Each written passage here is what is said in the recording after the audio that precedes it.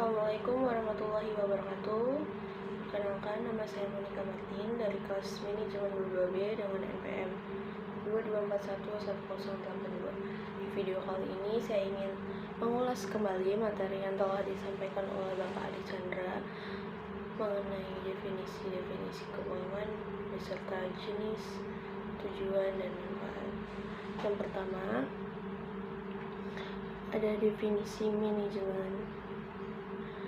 Definisi manajemen adalah ilmu dan seni merencanakan, mengorganisasikan, memimpin, dan mengendalikan seluruh sumber daya organisasi untuk mencapai tujuan. Berbagai tujuan ditetapkan secara efektif dan efisien.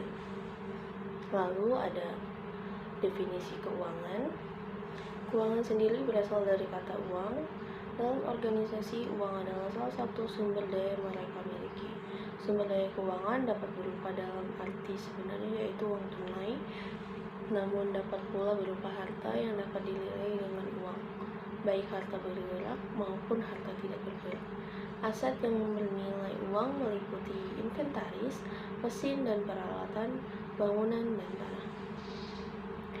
Lalu di sini ada definisi manajemen keuangan.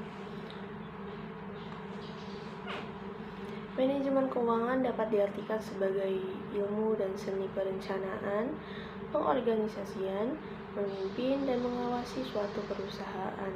Sumber daya keuangan dalam mencapai tujuan organisasi secara efektif dan efisien.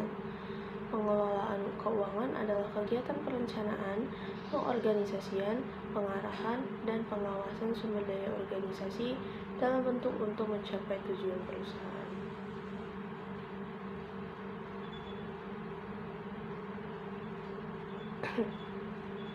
Di sini ada bentuk bisnis hukum perusahaan. Yang pertama, kepemilikan tunggal. Kepemilikan tunggal atau perseorangan adalah perusahaan yang dimiliki oleh satu pemilik. Perseorangan, seluruh aset perusahaan menjadi pemiliknya. Sebaliknya, seluruh kewajiban perusahaan merupakan kewajiban pemiliknya. Keuntungan dari perusahaan swasta adalah yang pertama mudah dibentuk, yang kedua tidak diatur oleh banyak peraturan negara, yang ketiga tidak dikenakan pajak penghasilan badan. Kelemahan masing-masing perusahaan: yang pertama, relatif sulit untuk menghasilkan tambahan modal kecuali dari pemiliknya sendiri. 2. Tanggung jawab tidak terbatas. 3. Umurnya relatif singkat karena bergantung pada keberadaan pemilik tunggalnya. Lalu ada persekutuan. Persekutuan adalah suatu perusahaan yang dimiliki oleh dua pemilik atau lebih, di mana masing-masing pemilik tersebut disebut sekutu. Ada dua jenis persekutuan, yaitu persekutuan umum dan persekutuan komanditer. Persekutuan umum adalah persekutuan di mana suatu sekutu mempunyai tanggung jawab yang tidak terbatas. Persekutuan komanditer adalah persekutuan di mana sebagian sekutunya hanya mempunyai tanggung jawab yang terbatas. Kelebihan dan kekurangan kemitraan relatif sama perusahaan individu. Yang ketiga ada perseroan atau korporasi. Adalah suatu perseroan yang dikelola oleh suatu badan hukum yang terpisah dari pemiliknya. Pemilik perusahaan disebut pemegang saham. Pemegang saham tidak secara langsung memiliki aset real perusahaan seperti pabrik, kendaraan, mesin, dan lain sebagainya. Namun memiliki perusahaan secara tidak langsung melalui aset keuangan yaitu saham. Oleh karena itu, korporasi merupakan suatu badan hukum tersendiri yang terpisah dari pemiliknya. Maka pemilik atau pemegang saham korporasi tersebut hanya mempunyai tanggung jawab terbatas dan tidak bertanggung jawab secara pribadi atas utang-utang korporasi tersebut.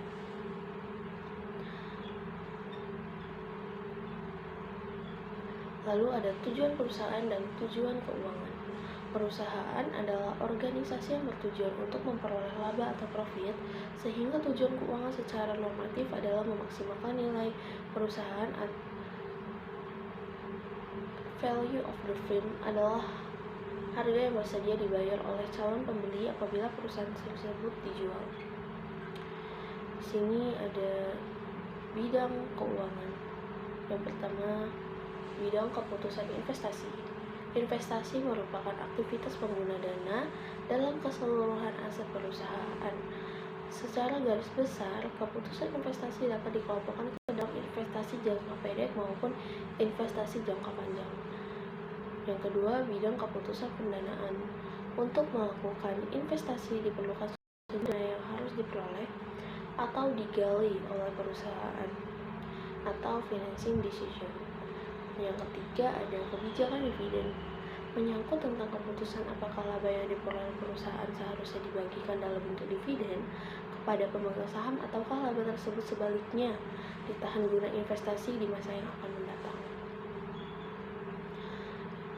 Yang keempat, ada fungsi. Fungsi keuangan berkaitan dengan keseluruhan aktivitas yang bersangkutan dengan usaha untuk memperoleh dana dan menggunakannya atau mengalokasikannya. Dana tersebut, fungsi ini sering disebut sebagai kegiatan manajemen keuangan.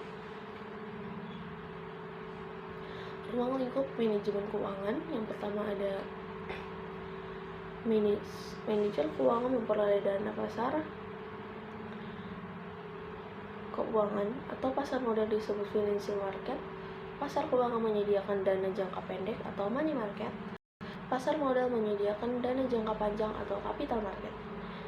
Dana yang diperoleh diterbitkan dalam bentuk aktiva perusahaan atau financial asset merupakan aktiva real atau real asset dan investasi. Aktiva dipakai untuk menunjukkan operasi perusahaan sehingga nantinya akan memperoleh pendapatan. Keputusan investasi akan mempengaruhi struktur kekayaan perusahaan, yaitu perbandingan aktiva tetap dan aktiva lancur. Yang ketiga, berdasarkan operasi perusahaan diharapkan memperoleh laba atau profit yang akan dikelola manajer keuangan. Dibagi menjadi dua. Yang pertama, sebagian dana tersebut dikembalikan ke pasar keuangan melalui medium berbeda-beda. Pemegang saham dibagikan dividen, untuk pemegang hutang dibagikan bunga dan mengembalikan pinjaman pokok hutang. Yang kedua, sebagian tingkat keuntungan ditanamkan kembali oleh manajer ke dalam perusahaan. Lalu ada konsep-konsep dasar dalam manajemen keuangan. Yang pertama, fungsi pendanaan atau financing adalah keputusan manajemen keuangan dalam melakukan pertimbangan dan analisis perpaduan antara sumber-sumber dana yang paling ekonomis bagi perusahaan untuk mendanai kebutuhan-kebutuhan investasi serta kebutuhan-kebutuhan investasi kegiatan operasional perusahaan. Keputusan pendanaan akan tercermin dalam sisi pasifa perusahaan yang akan mempengaruhi finansial struktur maupun kapital struktur. Fungsi investasi yang kedua atau investment adalah keputusan yang diambil oleh manajemen keuangan dalam pengalokasian dana dalam bentuk investasi yang dapat menghasilkan laba di masa yang akan mendatang. Keputusan ini akan tergambar dari aktiva perusahaan dan mempengaruhi struktur kekayaan perusahaan, yaitu perbandingan antara current asset dan fixed asset. Yang ketiga ada fungsi pembagian laba atau dividend policy. Dividen merupakan bagian dari keuntungan suatu perusahaan yang dibayarkan kepada pemegang saham. Keputusan dividen adalah keputusan manajemen keuangan dalam menentukan besar proporsi laba yang akan dibagikan kepada para pemegang saham dan proporsi dana yang akan disimpan di perusahaan sebagai laba ditahan untuk pertumbuhan perusahaan.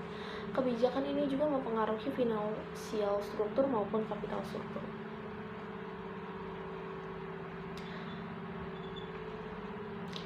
Di sini ada asas-asas pembelanjaan, ada 4. Yang pertama ada asas likuiditas, mengajarkan bahwa dalam kebijakan financing harus memperhatikan lamanya dana digunakan oleh perusahaan.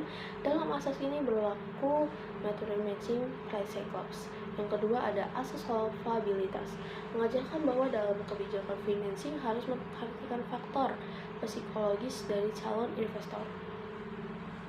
Yang ketiga ada asas rentabilitas, mengajarkan bahwa dalam kebijakan financing harus memperhatikan konsekuensi kewajiban memberikan balas jasa dari perusahaan yang bersangkutan kepada calon investor.